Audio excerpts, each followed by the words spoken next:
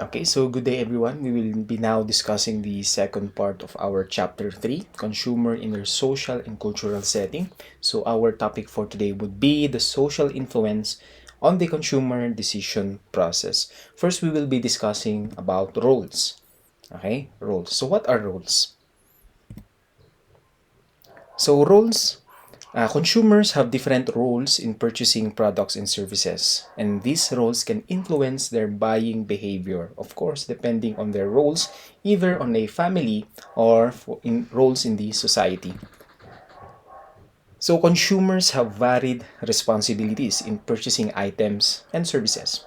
Here, a role is defined as the anticipated conduct of a person in a community. So it depends, no? If your role as a father, as a parent, what are now your purchasing, what are now your decisions when it comes to purchasing? Diba we have priorities. If you are a father, diba ang priority mo is for the needs of your family, for the needs of your children, before your personal needs. And I guess that is also true for mothers.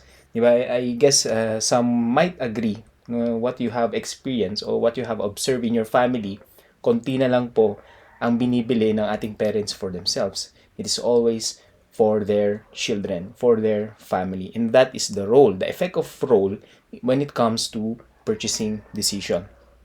Now, these responsibilities might be as part of the consumer's family, just like our example earlier, or even employment, no? Kasi for the employment, hindi naman po lahat tayo is pare-parehas ang sahod.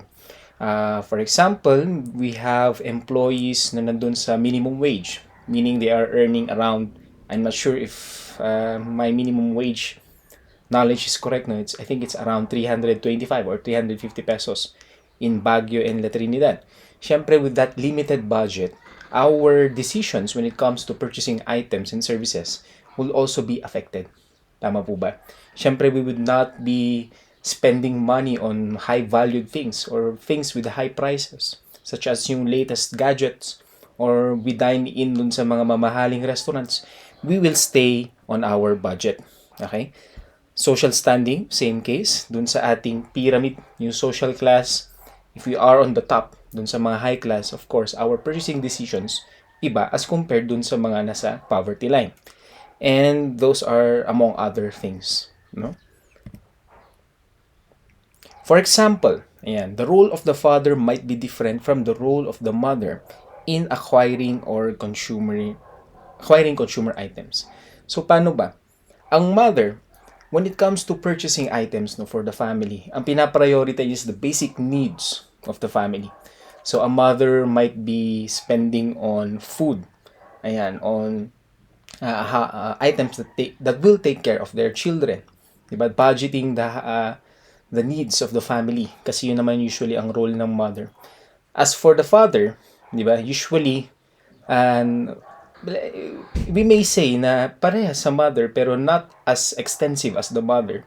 Usually naman diba ang father binibigay lang niya yung pera sa mother and the mother will do the budgeting. At ano ba ang ginagastos ng father? For the most time, walang masyado. Kasi nga, binibigay yung budget kay mother, pero the time na magsispend si father is not as compared sa mother na basic needs ang pinapriority. For father, maybe siya yung tagabili ng mga television sets. Ayan, yung mga gadgets for the family. Okay? You see now the difference on the spending patterns because of their roles. Although there are many various roles that might impact how customer behaves, three in particular are discussed here. The influencers, the prosumers, and the personas. So we will now go, we'll now have examples na hindi naman family. Starting with the influencers. Okay. So the role of being an influencer. Ano ba ang influencer? I'm sure may mga fina-follow kayo ng mga social media influencers, no, yung mga idol nyo dyan. And sometimes, napapansin nyo to, no? If a social media influencer endorses an item, or not endorses, sabi natin, using a particular item, yung followers, ang ginagawa nila is napapabili na din sila. That's why they are called influencers. Kasi their buying decision influences yung kanilang mga followers. So let us define what is an influencer. In the consumer world, Influencers in the consumer world may have a significant impact on the success or failure of a product simply by using an item or avoiding an item. That's why for some companies, they really reach out no, to social influencers. Kasi that is one way, one effective way on how they advertise their product. No? If that influencer is using that product, again, yung sinabi ko kanina, most likely the followers will also use that particular product. So influencers are frequently targeted by the marketers or the companies rather than the complete target market. Kasi it would save them much more money when it comes to marketing activities. Instead na influence ko or I will advertise my product to all people, I will only target dun sa social media influencer. And the influencer will do the job for me. By using that product, no, that influencer is actually advertising the product already on behalf of the company. Ito yung tinatawag nating sponsorships. Okay? Alright, so influencers can be powerful buyers, retailers, or individuals. Ayan. Such as journalists. It can be compared to a journalist or industry professionals who have large amount of power. This is something that we should consider. No? Influencers actually have a power when it comes to endorsing or advertising products. No? Regardless nga, ito yung kagandahan ng influencers. Regardless, even if the product is good or not, as long as the influencer is using this product, most likely the followers will do the same. No, ganyan ang power ng influencers. So I have an example dito. No? Naabutan nyo ba to? I think this was last year. During an interview sa BTS, ayan, I forgot the name, no? Pero one member or two members of the BTS na boy band, sabi niya meron siyang gustong flavor na he wishes no, to see in McDonald's. Okay? Because of the power of that influencer, McDonald's have created a product set dun lang sa isang statement na yan. And actually, it is a big hit, no? Especially in the Philippines. Yung mga BTS fans dyan, napansin nyo last year, pinipilahan po tong product set na to. Which if you try to, analyze no, this product set na to, it's the same products no, being sold by McDonald's with different packaging. And I guess the new thing only here is the sauce. I think this is the Cajun sauce, yung sinabi ng isang BTS member. But if we analyze no, this case, just because of the statement of that BTS member, nagkaroon ng global demand, no? Or dito pa lang sa Philippines ay national demand. Yan, that is the power of the influencers. Alright, so aside from influencers, ano pa ba? We now have the prosumers. Ano ang ibig sabihin ng prosumer? A prosumer is also a consumer that can be considered as a professional. That's why a prosumer is a professional hobbyist who has interests and talents that are similar to those a professional. Not really a professional, level of the professional, pero yung kanyang knowledge and skills about the product is the same level with a professional. Okay? Because of the prosumer often employs professional or almost professional equipment, this is a crucial function for the marketers to take into consideration. So sometimes yung mga companies no, when they develop products, ang tina-target nila is the prosumers. Prosumers, parang ano na rin yan, influencer, pero ay lower, mas lower yung kanilang follower base. Pero ang prosumer, they are experts on that item. For example, sino yung mga cyclist natin dito? Di ba meron tayo dito yung mahilig magbike? When we want to try this hobby or this sport, sino yung unang tinatanong natin? Di ba siya, yung mga kakilala natin na experts no, in this hobby. They are considered prosumers. They are not professionals, yet they are expert when it comes to this activity. Ayan. Especially in Baguio and La Trinidad, no, na tumaas ang demand sa mga bikes. Ang dami na nating kilala. Yung mga talagang nag-i-invest sa hobby na to. They have bicycles worth millions of pesos. Yan, may kilala akong ganyan. And syempre, if you want to try this hobby, sila ang una nating tinatanong. Okay, they are now considered as the prosumers. So aside from the prosumer, we also have the persona. Ayan, ito naman nakikita-kita natin to sa Facebook. A persona is a social role Marketers often create a persona for their products and services in order to represent a different user type in a target market. A marketer may decide his product is best suited for a specific demographic or group of people and will define that demographic is clearly as possible. So some of the most popular personas today, nakita natin sa Facebook, Mumshies. Ayan. A group of people considered to be mumshies are yung mga mothers or yung mga young, early mothers. Yung mga new mothers, I think. Sorry. Ayan. So we also have the plantitas and the plantitos. A group of people na mahilig sa plants. Ayan. Babalik tayo sa BTS. Anong tawag sa mga fans ng BTS? They are considered as stans. Ayan. Oh, people dito sa, not only in Manila, no, but in the whole Philippines. Yung mga 80s and 90s, pinanganak ng 80s and 90s, they are already considered as titos and titas. The popular term being used is the titos and titas of Manilas. And of course, for those na mahilig sa pets, they are considered as the dog parents. No? These are now personas. Okay. How about the family? Ang may effect ba ang family sa consumer buying process or sa consumer buying decision? Now, let us define what is a family. Consumer's family is one of the most significant factors in their purchasing decisions. A decision maker for the purchase can be the husband, or in the Philippines, most likely it's the wife. Yan, taga-budget sa pamilya. Or sometimes even the child.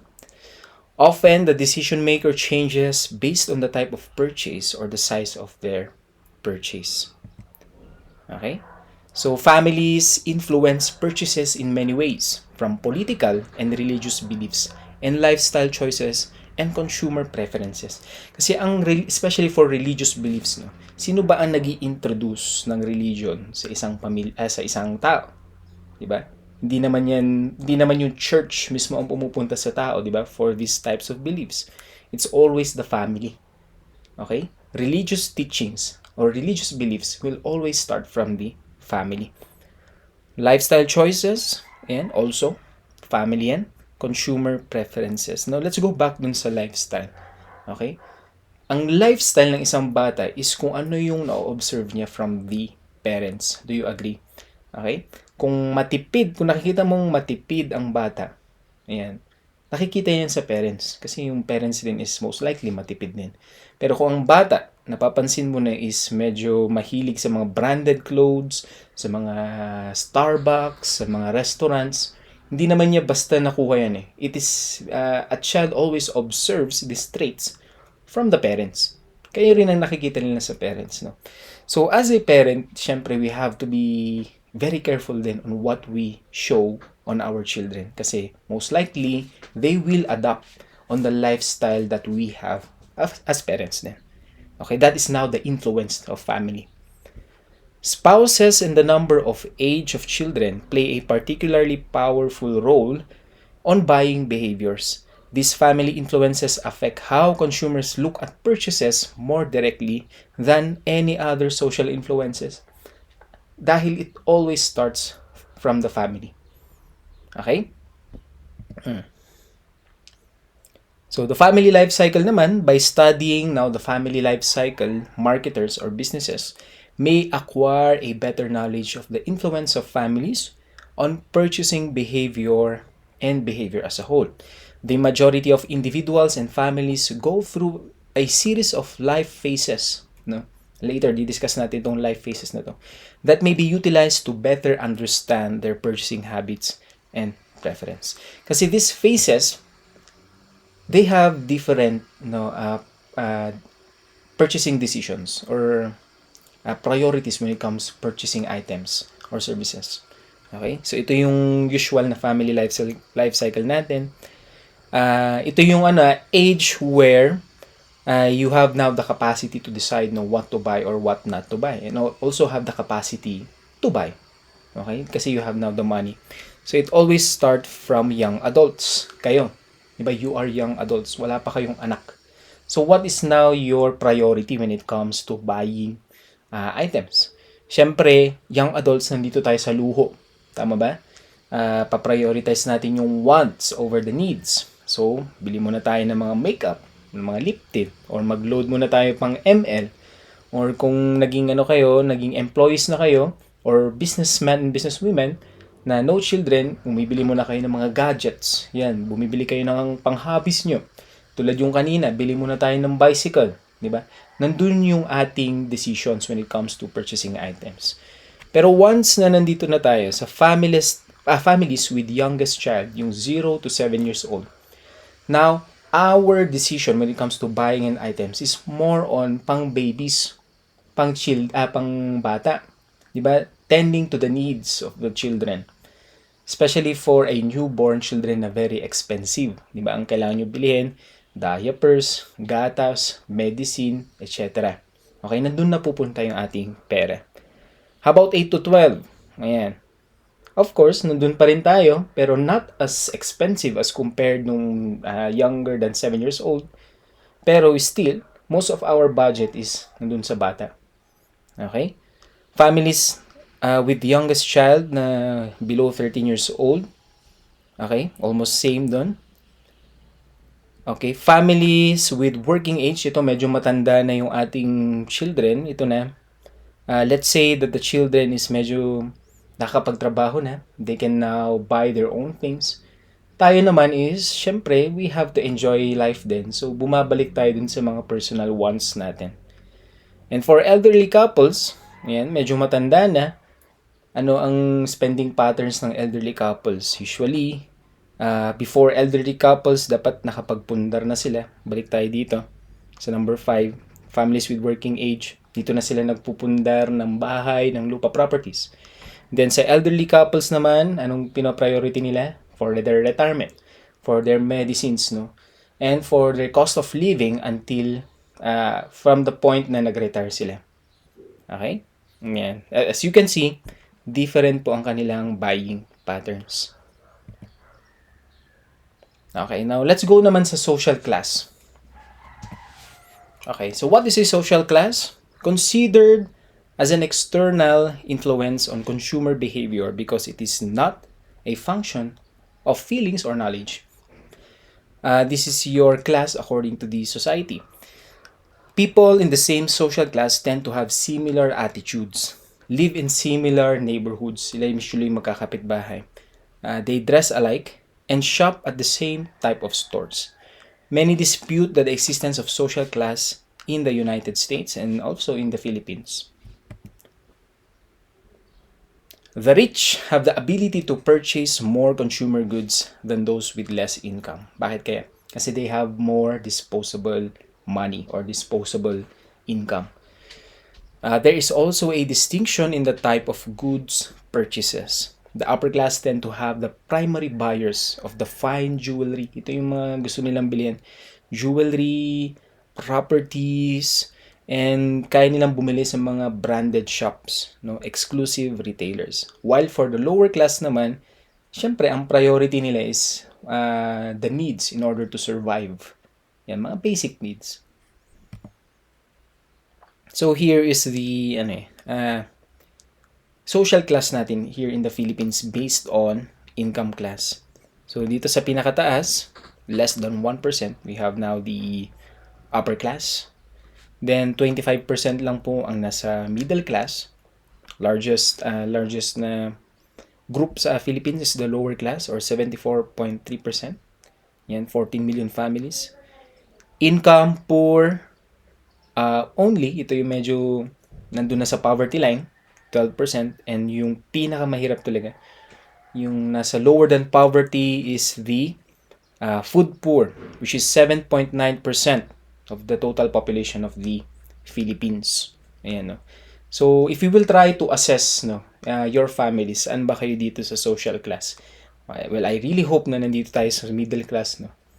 The fact that you are enjoying the benefits ng pagiging isang college student, nakaabot kayo sa college student, I can safely say na you are somewhere here in the middle class or nasa upper ng lower class. Okay? Or maybe nandito kayo sa upper class, who knows, no? Ayan. So, nakita nyo, iba rin yung mga spending patterns no, per different class. If you will, if I will ask you a question, no, sino ba dito ang kayang kumain, let's say, sa Manor on a weekly basis? Ayan, yung Manor sa John Hay, na ang kanilang buffet breakfast is around 700 pesos. Diba? Magbe-breakfast ka per person yun eh. Sino ba dito ang kayang kumain nun on a weekly basis? Siyempre, no dun sa upper class. Okay? Yung concept pa lang nung delata, no, going back sa food na example natin, yung concept lang na delata at noodles na pangmasa, it is targeted to whom?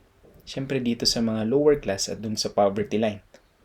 Okay? So, yun ang priority nila. Sometimes nga, di ba, dito sa poverty line, they do not prioritize yung healthy foods. They prioritize yung mapubusog sila or magkakaroon ng laman yung tiyan nila. Okay? So, yun ang gusto nilang bilhin. Another example, sino kaya dito ang kayang magbakasyon sa Boracay every month? Ayan, magbora tayo every month. Siyempre, it's either on the middle class or upper class. Okay? Sino dito kaya ang let's say sa mga babae, yung debut, 18 years old, yung bonggang-bongga, kailangan na sa hotel, kailangan naka-gown, kailangan maraming bisita. Most likely, nandito sa dito na to. Okay? Fun fact. Okay, sabi nila, ang isang type of business na hindi malulugi talaga sa Pilipinas is parlor. Bakit? Kasi nakakatawa man isipin, no? Sabi nila, no, Filipino people, even if you are already on the poverty line, you always have budget para pangpaganda. Sabi nga nila yun. No? Kaya sometimes that type of service can be afforded then even if you are part of the poverty line. No? Nakakatuwang isipin, yet it is a reality in the Philippines. Alright, how about consumer misbehavior? Kasi this is something na na-experience din ng mga businesses, yung mga consumer misbehavior. So, consumer misbehavior is defined as the frequent occurrence of consumers acting in the way that is contrary to the norms. Ito yung mga maling gawain ng mga consumers. From cutting in line to conflict amongst customers to credit card theft, there is something for everyone. Some economists believe that the entire monetary worth of consumer misbehavior is hundreds of billions of dollars in the whole world, while other believes that it is trillions because of these types of misbehavior. About misbehavior to. Okay, so common types dito sa Philippines ng consumer misbehavior is shoplifting. Ito yung pagkuha ng produkto na hindi nagbabayad. Credit card fraud. You are using other credit cards na not in your name. You are creating fake IDs na just to use these credit cards. And we have the black and gray market economies. Okay, let's start with shoplifting. Shoplifting is the theft, pagnanakaw ng goods from a retail establishment. Now, researchers generally agree that shoplifters are driven by either economic or psychosocial motives. Let's start with economic. Bakit economic? Balik tayo dun sa social class kanina. 'Di ba? Ang priority ng people from the poverty line is to survive. Yan, to provide the basic needs for their family. Kung wala talaga silang trabaho, sometimes they are pushed na magnakaw. And is it justifiable na dahil naghihirap kayo, pwede ka na magnakaw? Of course not. Pero at least we could understand the reason why these people are doing these actions. Kasi nga kailangan nilang mabuhay. Okay? When it comes to psychosocial naman, psychosocial motivations may include peer pressure. Ayan, usually nangyayari ito pag high school kasi yung ating knowledge about what is right or wrong is medyo na-challenge pa. Sometimes it comes really from our group of friends na pinipilit tayong magnakaw or lahat sila ginagawa, tas if you want na makisama, di ba, ginagawa mo na rin yung action na yun. Desire for thrill or excitement, ayan, impulse, intoxication, or compulsion. The crime is still considered as a consumer misbehavior. misbehavior. Sometimes nga may sakit pa eh. Do you know the sickness no laging nagnanakaw? It is called as kleptomaniac. Ito na yung mga taong nagnanakaw sila palagi na hindi nila alam na nagnanakaw na sila para nagiging second nature. Yan. It is also a type of consumer misbehavior. How about credit card fraud? I really hope na hindi nyo ma-experience to in the future. Ako rin kasi that's why I'm trying to avoid using credit cards kasi natatakot ako dito yung credit card fraud. So credit card fraud is a wide-ranging term for theft and fraud committed using credit card or any similar payment mechanism, yung mga online natin, even GCash, yan, as a fraudulent source of funds in transaction. For example, nalaglag mo yung credit card mo at may nakapulot. Ang pangit kasi sa credit card, sometimes there's no verification. Sinaswipe mo lang yan and you can already buy an item. Assuming that someone is nakapulot ng credit card na nahulog mo at nag-swipe siya, bumili siya ng mamahaling cellphone worth 70,000 pesos. Since it is your credit card, you are obligated to pay that transaction. Yan. Yun yung pangit sa fraud. That's why kung may napansin ka na agad na ganun or nalaman mo na nalaglag na agad yung credit card mo, you have to report it on your bank as soon as possible. So, pwede nilang i-block. No? Online naman, when it comes to online, kasi ang paggamit ng credit card naman sa online is you're just going to type yung credit card number and you can already make transactions. Problema nun is, what if nalaman ng iba yung credit card number mo? Meaning that they can already use your credit card online even without having that physical credit card. No? Medyo nakakatakot ang credit card, no? The purpose may be to obtain goods without paying or to obtain unauthorized funds from an account. Estimates put the cost of credit card fraud to billions of dollars yearly. No? Around the world po yan. Yan yung mga lagi nating naririnig ng mga hackers. How about the black and gray market economies? A black market or underground economy is a market in goods or services which operates outside the formal one supported by the established state of market. It often involves illegal, smuggled, or counterfeit goods. In many parts of the world, black markets operate side by side with legal markets, sometimes openly. Especially in the Philippines po, very open ang black market. Ano bang ibig sabihin natin ng black market? These are stores or online shops that sells items but they are not registered businesses. Okay? They are already considered as a black market. Kasi the government does not acknowledge that that business exists. Tayo naman na consumers, kung gusto nating makatipid, sometimes dito tayo bumibili sa mga taong to. Diba? You will know na black market yan if hindi kayo na-issuean ng resibo. Usually, ang resibo, that is a proof of purchase, a proof of transaction. So, pwede mong habulin yung nagbenta sa'yo once na the item is defective or may problema. Okay? But in our black markets, yung mga online shops natin na hindi naman sila registered at hindi sila nagbibigay ng resibo, ang pangit doon is wala tayong habol. Kasi we do not have any proof that this transaction exists in the first place. That's why as a consumer, we have to be very careful, no?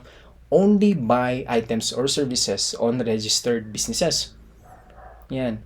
Now, may nakipag-argue, kasi this was my topic no, in the last lecture I had. May nakipag-argue, sabi niya, Sir, ang mga unregistered businesses tumutulong rin sa economy. Okay? Which I agree, kasi they help circulate the money. So, they help the economy. But then again, hindi natin pwede sabihin na nakakatulong sila if they are not registered. Kasi mind you, even the selling and buying and selling of illegal items such as drugs and marijuana, for that matter, also helps in circulating money. But they are illegal businesses kasi they are not registered. At the same time, they are selling illegal items. Okay? Ayan. So be very careful no on buying items from these businesses.